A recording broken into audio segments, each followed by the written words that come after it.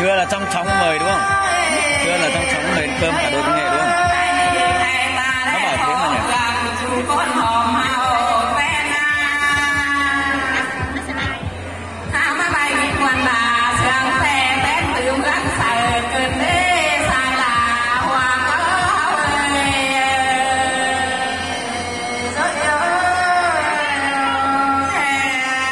Bà quay để con đi hỏi họ xem.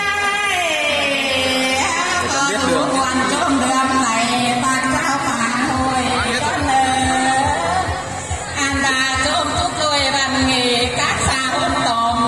Hãy subscribe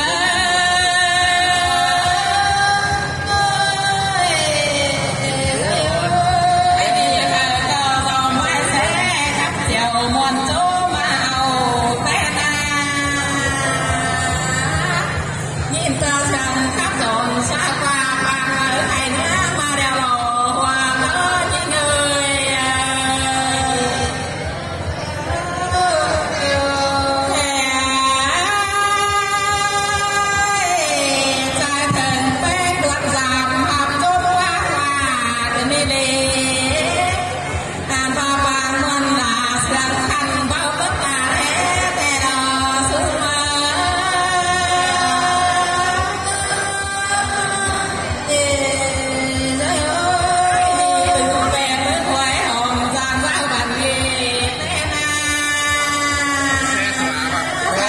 Mì Gõ để không bỏ lỡ những video hấp dẫn.